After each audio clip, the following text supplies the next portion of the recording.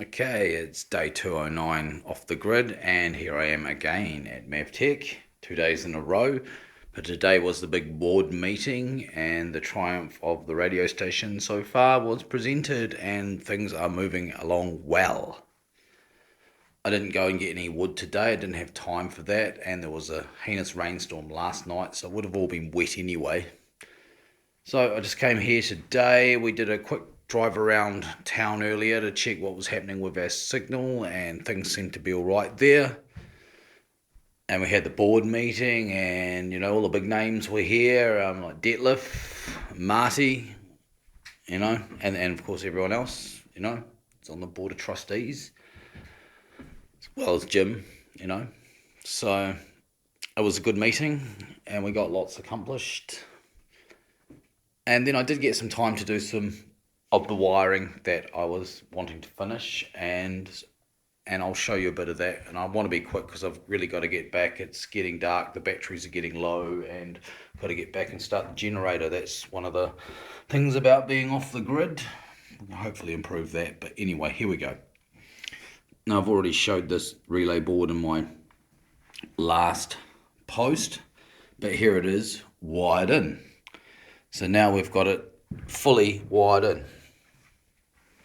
And as you can see, the needle's going and the limiter is limiting, but yet nothing's on here and there's no sound. That's because this is coming from the old studio, which we'll call Studio B. It's coming from the old studio, and it is actually going out on air right now. So now we've got the final connection here going through the line driver amp and then through the limiter, then into the line for the transmitter. This outlet here brings the control voltage from the other studio to energize this relay and open up that channel.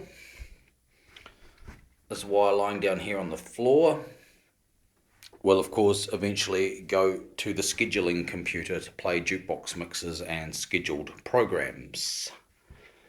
So I went over what this does in the last video, so I won't go over it again. You can see it's connected. Now, I did take a different approach in the end to dealing with this 24 volt relay. What I actually did was just up the voltage on the control line, pretty much, and that's what I did. Obviously, the thing to do would have been to put a 24 volt power supply on that line, but I couldn't find one. I could only find a 30 volt transformer that puts out about 36 volts. So I just simply padded this relay with a resistor, which is underneath, and I'm not going to disturb that. It's quite a heavy, ancient wire-wound resistor.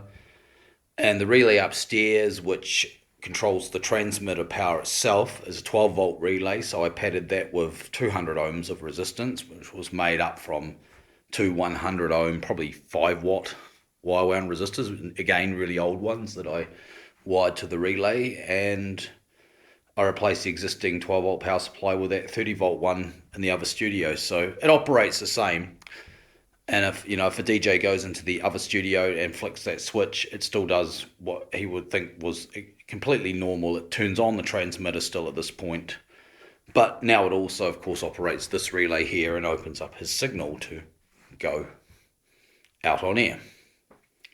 Before we just had this bypass, so now we're really down to business. So right now, if I wanted to, I could turn this studio on and transmit simultaneously, which would of course make a mess of music, but that's not quite the point really, is it? The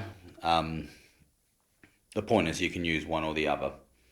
So I've still got a few little things to sort out. I noticed that the off-air audio level is actually a lot quieter than the direct monitoring level, which I may be able to tweak up the transmitter a wee bit and get that a bit more powerful, but I may have to also deal with it in here so that when you switch from one to the other, you don't get blasted away or, that kind of thing. So it's nice to use.